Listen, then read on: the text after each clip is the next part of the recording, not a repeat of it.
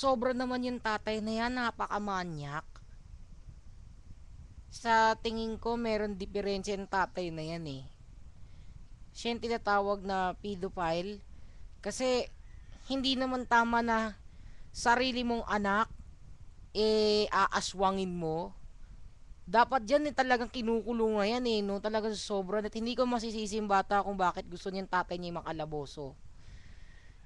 Under sa new rape law ng ating bayan in 1997, inform ko lahat ng mga kalalakihan dito sa Pilipinas.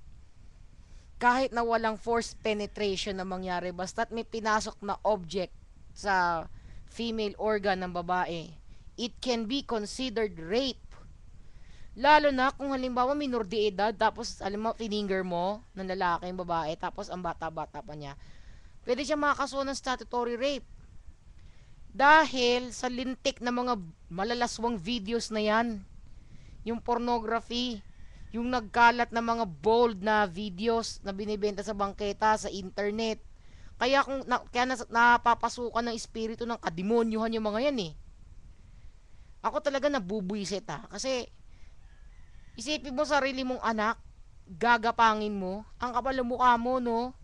Dapat sa'yo nilulubog sa kumukulong langis sa ginagawa mo, as in, sobra na. Sus, Ginoo.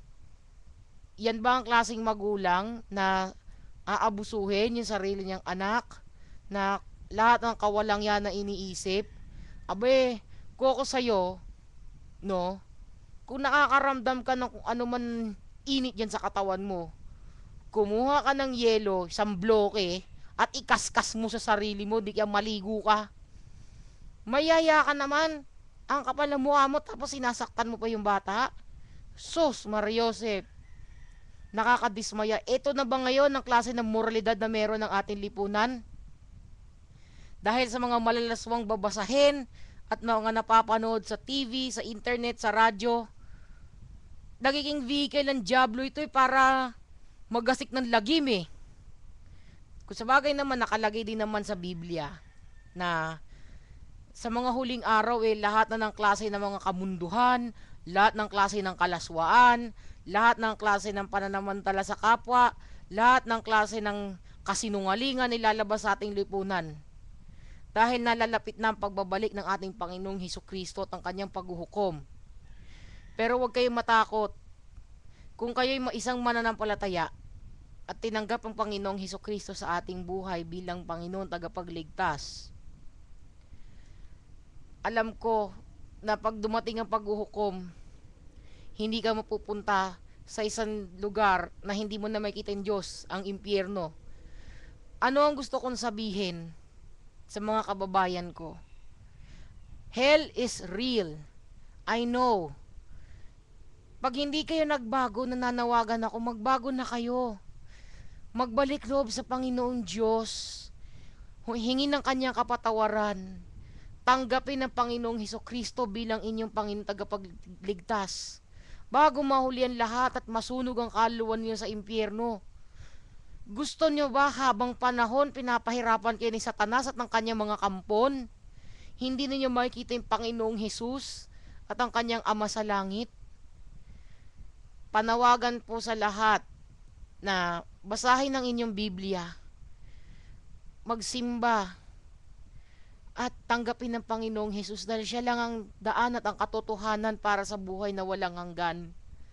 Dahil kung wala si Kristo sa iyong buhay, baliwala lahat ng kayamanan mo sa mundo. Dahil sa huli, pag tayo'y namatay, hindi tayo susulitin sa ating tinapos sa paaralan o ang ating kayamanan, bagkus ang ating nagawang kabutihan sa ating lipunan, lalo na sa ating kapwa. Haharap tayo sa Diyos Ama, magkakaroon tayo ng pelikula ng ating buhay, at doon matatanggap natin ang kanyang paghuhukom.